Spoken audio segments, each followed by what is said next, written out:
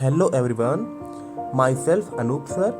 Today we will learn about the second topic, comparison of three sector of the chapter 2 economics. पिछले video में हमने देखा था sectors of economic activity के बारे में, जिसमें हमने देखा था कि जॉब्स या ऑक्यूपेशन को किस तरीके से प्राइमरी सेक्टर, सेकेंडरी सेक्टर और टर्शियरी सेक्टर में डिवाइड करते हैं। आज हम इन तीनों सेक्टर्स को कंपेयर करना सीखेंगे। तो आइए शुरू करते हैं। How to compare the three sectors. देखिए, किसी तीनों सेक्टर को अगर कंपेयर करना है तो हम नंबर ऑफ प्रोडक्शन या नंबर ऑफ गुड्स या नंबर ऑफ सर्विसेज के द्वारा इन तीनों सेक्टर्स को नहीं कंपेयर कर सकते हैं, क्योंकि हर सेक्टर के जो गुड्स हैं वो बहुत वैरायटी ऑफ गुड्स हैं। जैसे सेकेंडरी सेक्टर की बात करें तो यहाँ पे बहुत वैरायटी ऑफ गुड्स हैं, कार भी है और एक छोटा नेल भी है। ठीक है, तो इतना ज़्यादा वैरायटी है तो अगर हम नंबर ऑफ प्रोडक्शन की बात करें तो प्राइमरी सेक्टर में कितना प्रोडक्शन हुआ, सेकेंडरी सेक्टर में कितना प्रोडक्शन हुआ, इससे हम कंपेयर नहीं कर सकते हैं। कंपेयर करने के लिए ज़रूरी है कि कितना प्रोडक्शन हुआ, ये नहीं कि जो प्रोडक्शन हुआ उसका वैल्यू क्या है। To compare we add values of goods and services, not their number. क्योंकि इतना वैरायटी ऑफ प्रोडक्ट है हर सेक्टर में, सब एक ही प्रोडक्ट तो निकलता नहीं है। प्राइमरी सेक्टर में देखिए कई तरह के प्रोडक्ट हैं, राइस है, व्हीट है, तो और भी कई सारे फ्रूट्स हैं। इसके अलावा माइनिंग में मिनरल्स बहुत सारे हैं, तो कई तरह की वैरायटी ऑफ गुड्स मिलते हैं प्राइमरी सेक्टर में। ऐसे ही सेकेंडरी सेक्टर में भी कई वैरायटी ऑफ गुड्स मिलते हैं। टर्शियरी सेक्टर में वैरायटी ऑफ सर्विसेज मिलते हैं। तो हम क्योंकि इतना डिफरेंट तरह के गुड्स या सर्विसेज हैं, तो हम इसकी सहायता से तीनों सेक्टर्स को कंपेयर नहीं कर सकते हैं। इसलिए कंपेयर करने के लिए हमें ज़रूरी होता है we add values of the goods and services, not their number. हम कितना वैल्यू है, मतलब मार्केट में कितना वैल्यू उसका है, उसको हम कंपेयर करते हैं। अगर मान लीजिए कार है और नेल है, तो नेल अगर 1 करोड़ हुआ प्रोडक्शन और कार 1 लाख ही हुआ, तो हम इन दोनों कंपेयर नहीं कर सकते हैं, क्योंकि नेल और कार दोनों एकदम अलग चीज़ें हैं। नेल मीन्स कांटी या कील, तो कील या कार को हम कंपेयर नहीं कर सकते, दोनों एकदम अलग चीज़ें हैं। ये नहीं है कि नेल 1 करोड़ हुआ है और कार 1 लाख हुआ है तो हम कह सकते हैं कि नेल का अच्छा चल रहा है, ऐसा नहीं बोल सकते हैं। नेल एक छोटा चीज़ है और कार क्या है, एक बड़ी चीज़ है। हम अगर कंपेयर करना तो उनके वैल्यू को कंपेयर करेंगे, उनका मार्केट में क्या वैल्यू है उसको कंपेयर करेंगे। देखिए, वैल्यू को कंपेयर करने से पहले हम ध्यान देना पड़ेगा हमें कि only to include the value of final goods and services, not the intermediate value. देखिए, तीनों सेक्टर्स को कंपेयर करते हैं, प्राइमरी सेक्टर, सेकेंडरी सेक्टर और टर्शियरी सेक्टर। कैसे कंपेयर करेंगे, क्लियर हो गया कि उनके वैल्यूज को कंपेयर करेंगे, ना कि उनके नंबर को। तो जो कंपेयर करते समय हम ध्यान देंगे कि जो वैल्यू होगा वो फाइनल गुड्स का होगा, ये ना कि बीच वाले गुड्स का होगा। ठीक है, तो one precaution has to be taken only to include the value of final goods and services, not the intermediate value. अब इसके लिए देखते हैं, जैसे मान लीजिए व्हीट, एक फार्मर ने एक फ्लोर मिल को व्हीट मतलब गेहूँ सेल किया 8 रुपीज़ पर केजी के हिसाब से, और फ्लोर मिल के ओनर ने उस व्हीट को ग्राइंड किया। व्हीट को ग्राइंड किया मतलब उसको पीसा और क्या बनाया, फ्लोर बनाया। तो फ्लोर मिल के ओनर ने उस फ्लोर को सेल किया किसको, बिस्किट कंपनी को, कितने में, 10 रुपीज़ पर केजी में। और फिर बिस्किट कंपनी ने उसमें शुगर डाला और ऑयल डाला, तो और फ्लोर को क्या बना दिया, बिस्किट बना दिया। और जो बिस्किट बना, इसको मार्केट में उसने 15 रुपीज़ पर पैकेट के हिसाब से 1 किलो में 4 पैकेट ऑफ बिस्किट बनाया उसने। यानी कुल कितना रुपए का बिस्किट बनाया, 60 रुपीज़ का। यानी 1 किलो उसने फार्मर ने 1 किलो 8 रुपये में बेचा था। फिर उस गेहूँ को खरीदा फ्लोर मिल के ओनर ने 10 रुपये में। फिर उसको बिस्किट कंपनी के ओनर ने उसको कितने में सेल किया, 60 रुपये में। यानी 8 रुपये लागत से कितना रुपया कन्वर्ट हो गया धीरे धीरे, 60 रुपये। तो हम ये नहीं कहेंगे कि टोटल इन तीनों को ऐड नहीं करेंगे। अगर हम वैल्यू निकालना है इसका, तो हम ये नहीं करेंगे कि पहले व्हीट को ऐड करें, फिर फ्लोर को ऐड करें, फिर बिस्कुट को ऐड करें, ऐसा नहीं करेंगे। हम जो फाइनल गुड है उसी के वैल्यू को ही क्या करते हैं, मेजर करते हैं। यहाँ फाइनल गुड क्या है, बिस्किट है, तो बिस्किट को ही हम क्या करेंगे, इसके वैल्यू को ही ले लेंगे, तो पूरे प्रोडक्ट का वैल्यू निकल जाएगा। तो यहाँ पर ही कह रहा है, कुछ कह रहा था पीछे कि one precaution has to be taken only to include the value of final goods and services, not the intermediate value. मतलब कि जो बीच वाले इंटरमीडिएट वैल्यूज़ हैं उनको नहीं हम कंसीडर करेंगे, केवल क्या कंसीडर करते हैं, कंपेयर करने के लिए केवल जो प्रोडक्ट बन रहा है या जो गुड बन रहा है उसका जो फाइनल गुड बना है उसी कंपेयर करेंगे। जैसे अगर गेहूँ केवल खाने के रूप में यूज कर लेते तो हम केवल गेहूँ को यूज करते हैं, लेकिन गेहूँ अगर बन करके गया, बिस्किट बन के गया, तो बिस्कुट को हम लेंगे, बिस्किट फाइनल गुड है ना। ऐसे ही कई कंपनियां क्या करती हैं, हनी लेती है मार्केट से और उसको हनी टस्ट बना करके, सिरप बना के, डाबर कंपनी क्या करती है, मार्केट से हनी लेती है और हनी लेकर के मार्केट से किसानों से हनी लेती है और हनी को लेकर के हनी टस्ट सिरप बनाती है और फिर कंज्यूमर के पास, उपभोक्ता के पास ले जाती है।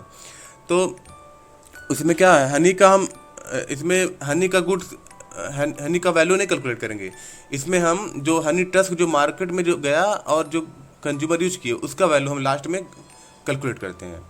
ठीक है, तो इसका कहने का मतलब ये है कि अगर मान लीजिए हनी डायरेक्ट यूज कर लेते तो हनी को ही कंसिडर करते, लेकिन हनी नए फॉर्म में गया है, हनी टस्क के फॉर्म में गया है, तो हम हनी टस्क को ही, जो कंज्यूमर जिसको डायरेक्ट यूज कर रहा है, जो कंज्यूमर के पास पहुंचा है, उसी को ही हम, उसी के वैल्यू को ही कंसिडर करते हैं। ठीक है, तो थ्री सेक्टर्स को कंपेयर करने के लिए क्या, कैसे कंपेयर करते हैं, उनके वैल्यूज़ को कंपेयर करते हैं। और दूसरी बात, वैल्यूज़ को हर एक सेक्टर का क्या वैल्यूज़ है इसको कैलकुलेट करने के लिए हम फाइनल गुड्स का ही वैल्यू लेते हैं, ना कि इंटरमीडिएट गुड्स का। क्योंकि जो फाइनल गुड्स है, इसमें फाइनल गुड्स में क्या है, बिस्किट है ना। देखिए बिस्किट के जो 60 रुपये दाम है, इसमें व्हीट का दाम और फ्लोर का दाम, शुगर का दाम और जो भी चीज़ मिलाए हैं बिस्किट में, वो सारी चीज़ों का दाम क्या हो गया है, ट्रांसपोर्टेशन का दाम, सारा चीज़ में जुड़ गया है 60 रुपीज़ में। तो इसीलिए हम हर चीज़ को, व्हीट का दाम और फ्लोर का दाम अलग अलग निकालने की, अलग अलग वैल्यू को लेने की ज़रूरत नहीं है, केवल फाइनल गुड्स की वैल्यू को लेने की ज़रूरत है। तो ये तो रहा आपका थ्री सेक्टर का कंपेयर करने का तरीका। लेकिन अब देखिए आगे जो टॉपिक है, the value of final goods and services produce in each sector during a particular year provide the total production of the sector that year. जैसे किसी भी सेक्टर, हमारी प्राइमरी सेक्टर में जितने भी गुड्स हैं, प्राइमरी सेक्टर में जितने भी गुड्स हैं उनका टोटल वैल्यू ले लीजिए। अब कौन सा वैल्यू लेंगे, ये नहीं कि अभी टोटल वैल्यू मतलब उसमें कौन सा लेंगे, जो फाइनल गुड है उसको लेंगे, जो कंज्यूमर के पास पहुंच रहा है, जो उपभोक्ता के पास पहुंच रहा है उसका वैल्यू लेंगे। तो जैसे मान लीजिए प्राइमरी सेक्टर में आपको निकालना है, वैल्यू निकालना है, कुल कितना प्रोडक्शन हुआ प्राइमरी सेक्टर में, कुल कितना प्रोडक्शन हुआ, तो आप क्या करेंगे, प्राइमरी सेक्टर में जितने भी गुड्स हुए उनका फाइनल, जो फाइनल गुड्स हुए उनका वैल्यू निकाल लीजिए, वही क्या हो जाएगा, प्राइमरी सेक्टर का टोटल प्रोडक्शन हो जाएगा। ऐसे सेकेंडरी सेक्टर का जितना भी गुड्स हुए, जो फाइनल गुड्स हुए उनका वैल्यू निकाल लीजिए, वही क्या हो जाएगा, सेकेंडरी सेक्टर का प्रोडक्शन हो जाएगा। टर्शियरी सेक्टर में जितना भी सर्विसेज हुए उनका पूरा वैल्यू निकाल लीजिए, वही क्या हो जाएगा, उसका टोटल प्रोडक्शन हो जाएगा। तो किसी भी सेक्टर का टोटल प्रोडक्शन कैसे निकालते हैं, जो फाइनल गुड्स बना है, फाइनल गुड्स में क्यों कर रहे हैं, जो गुड्स जैसे मैंने क्या बताया इसमें कि कई चीज़ें बन रही है बीच में, व्हीट फ्लोर बन रहा है, तो व्हीट फ्लोर का क्या मतलब है, कंज्यूमर तो बिस्कुट को यूज कर रहा है ना, व्हीट और फ्लोर को नहीं यूज कर रहा है। इसमें फार्मर ने फ्लोर मिल ओनर को व्हीट दिया और फ्लोर मिल ओनर ने बिस्कुट कंपनी को फ्लोर दिया, फिर बिस्कुट कंपनी ने कंज्यूमर को क्या दिया, बिस्कुट दिया, तो कंज्यूमर को क्या मिल रहा है, बिस्कुट मिल रहा है ना। तो ये व्हीट और फ्लोर मिल नहीं रहा, तो इसीलिए यहाँ पर फाइनल गुड्स की बात कर रहे हैं। अगर अब डायरेक्ट कंज्यूमर व्हीट को यूज करता या फ्लोर को यूज करता है तो फ्लोर को हम फाइनल गुड मानते हैं, बिस्कुट यूज कर रहा है तो बिस्कुट को क्या मानेंगे, फाइनल गुड मानेंगे। तो the value of final goods and services produce in each sector, goods किसके लिए है, प्राइमरी और सेकेंडरी सेक्टर के लिए, और सर्विसेज किसके लिए बोलना है, टर्शियरी सेक्टर के लिए बोलना है, क्योंकि टर्शियरी सेक्टर में सर्विसेज ही प्रोवाइड की जाती हैं, कोई नया प्रोडक्ट नहीं बनता है। तो क्या समझे हम, तीनों सेक्टर का प्रोडक्शन कैसे निकालेंगे।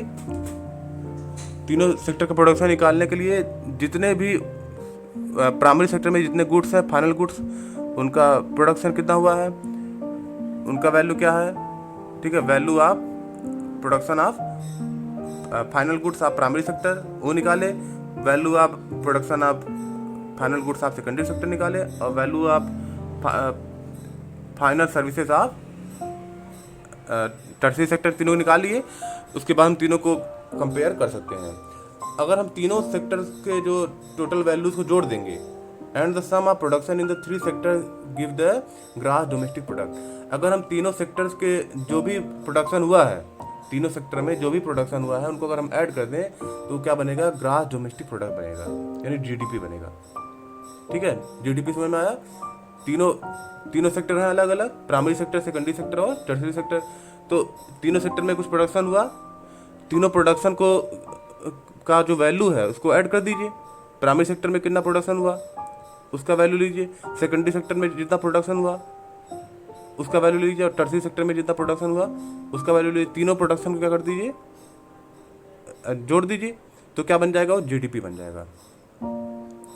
जीडीपी को और अच्छे लैंग्वेज में बोले तो GDP is the value of all final goods and services produce with in a country during a particular year. एक साल में किसी कंट्री में जितने भी गुड्स और सर्विसेज बने हैं, जितने भी गुड्स फाइनल गुड्स सर्विसेज बने हैं, उनका टोटल वैल्यू क्या कहलाता है, जीडीपी कहलाता है, ग्रॉस डोमेस्टिक प्रोडक्ट कहलाता है। जैसे मान लीजिए हमारे देश में बहुत सारे सामान बनते हैं ना, एक कील से लेकर के एक बड़े बड़े जहाज तो बनते हैं, तो उन सब का जो फाइनल जो गुड्स है, जो फाइनल वैल्यू है, उसी को जोड़ दीजिए तो आपको क्या बन जाएगा, सारी चीज़ों का, केवल सामान का ही नहीं, सर्विसेज का भी।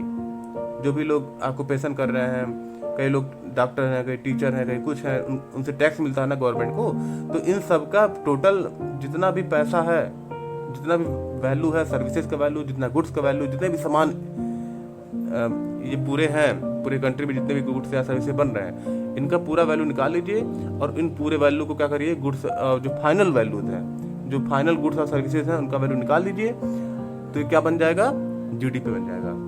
जीडीपी एक साल का जीडीपी हर कंट्री जारी करता है। तो किसी भी कंट्री में एक साल में कुल कितने फाइनल गुड्स या सर्विसेज का प्रोडक्शन हुआ, उनका वैल्यू क्या कहलाता है, जीडीपी कहलाता है। जैसे अभी आपने जल्दी सुना होगा कि इंडिया की जीडीपी -23 हो गई है।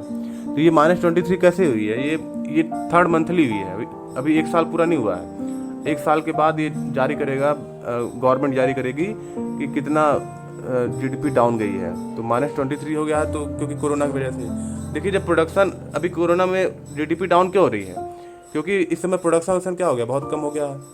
तो मतलब प्रोड्यूस नहीं हो रहा है, नया चीज़ बन नहीं रहा है, जो चीज़ पुराना उसी का खपत हो रहा है। तो जीडीपी मतलब क्या, जीडीपी तभी बढ़ेगा जब पुराना चीज़ क्या हो, मतलब पुराना चीज़ खपत तो हो ही, पुराना चीज़ ना होकर के नई चीज़ जो बने वो खपत हो, तभी क्या होगा, जीडीपी इंक्रीज करेगा। GDP show how big the economy is.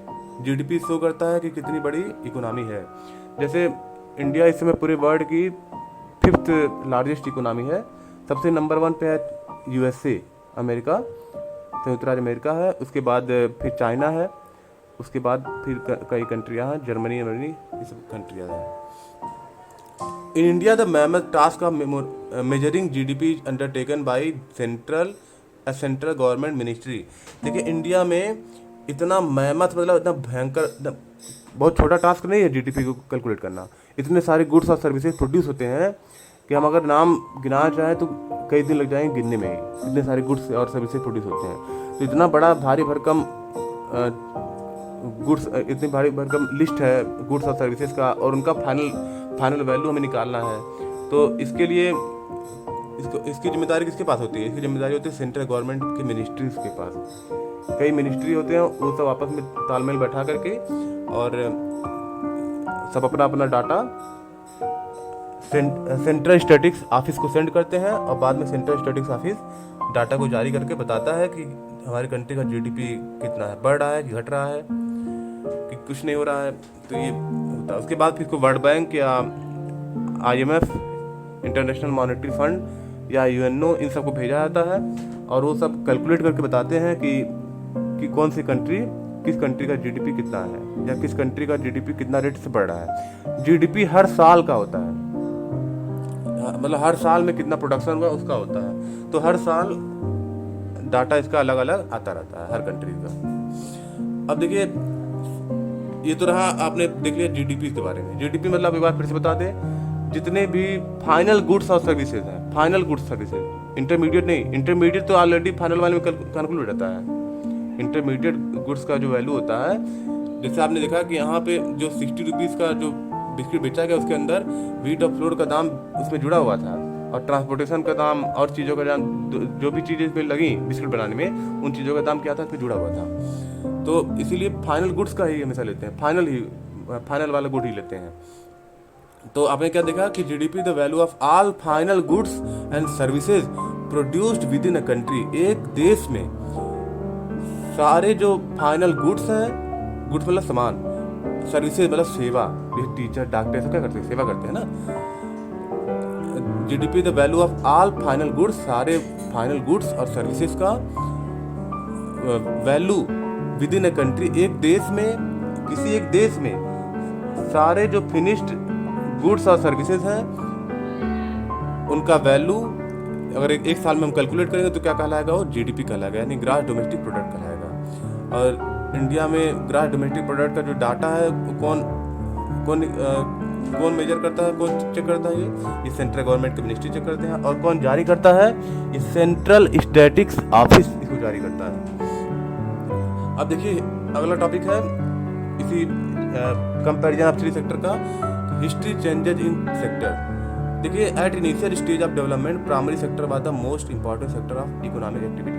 अगर हम पुराने समय से ही बात करें तो सबसे पहले जो प्राइमरी एक्टिविटी था वो था एग्रीकल्चर या प्राइमरी सेक्टर ही सबसे महत्वपूर्ण था। मतलब इनकम का जो मेन, इकोनॉमी का जो मेन सेक्टर था वो क्या था, प्राइमरी सेक्टर था।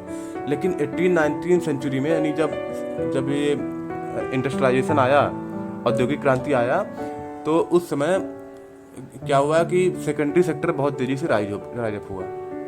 ठीक है, उसके बाद पिछले 100 सालों में, in the past 100 year, there has been a further shift from secondary to tertiary sector in development country, in the developed country. पिछले 100 सालों में सबसे ज़्यादा जो जिस सेक्टर का ग्रोथ हुआ वो क्या हुआ, टर्शरी सेक्टर का। तो हमने क्या देखा कि पहले समय में क्या था, प्राचीन समय में प्राइमरी सेक्टर सबसे पहले राइज अप हुआ, सबसे ज़्यादा डेवलप हुआ। उसके बाद फिर जब इंडस्ट्रियलाइजेशन आया, एज ऑफ इंडस्ट्रियलाइजेशन, उस समय सेकेंडरी सेक्टर का राइज अप हुआ। फिर अभी पिछले 100 सालों के अंदर सबसे ज़्यादा राइज अप किसका हुआ है, टर्शरी सेक्टर का हुआ है। तो आज हमने क्या देखा जीडीपी के बारे में, और क्या निष्कर्ष निकाला कि किस तरीके से तीनों सेक्टर को कंपेयर करते हैं। तो हमने निष्कर्ष निकाला कि तीनों सेक्टर को कंपेयर करने के लिए उनके नंबर ऑफ प्रोडक्शन या नंबर ऑफ गुड्स से या नंबर ऑफ सर्विसेज से हम कंपेयर नहीं कर सकते हैं। इसके लिए हमें ज़रूरी है कि उनका वैल्यू ऑफ जो फाइनल गुड्स है या सर्विसेज है, इनको हमें जानना पड़ेगा। और हमने भी चीज़ देखा कि फाइनल गुड्स क्या होता है, फाइनल गुड्स की वैल्यू क्यों कैलकुलेट करते हैं, इंटरमीडिएट गुड्स को क्यों नहीं कैलकुलेट करते हैं। तो उसके अलावा हमने देखा कि जीडीपी क्या होता है, जीडीपी के बारे में आपने देख लिया अच्छे से। और उसके बाद फिर हिस्ट्री चेंजेज सेक्टर। तो अब नेक्स्ट वीडियो में आते हैं कि इंडिया में किस तरीके के प्राइमरी सेक्टर और सेकेंडरी सेक्टर और टर्शरी सेक्टर किस तरीके से वर्किंग कर रहा है। ये तो हम बात कर रहे थे पूरे वर्ल्ड के बारे में, पूरे वर्ल्ड में किस तरीके से कंपेयर करेंगे। अब हम इंडिया की बात करेंगे, इंडिया में किस तरीके से प्राइमरी सेक्टर और सेकेंडरी सेक्टर और टर्शरी सेक्टर एम्प्लॉयमेंट या बाकी चीज़ें, प्रोडक्शन किस तरीके से इंक्रीज या डिक्रीज हो रहा है, इसके बारे में हम देखेंगे। तो ठीक है, थैंक यू।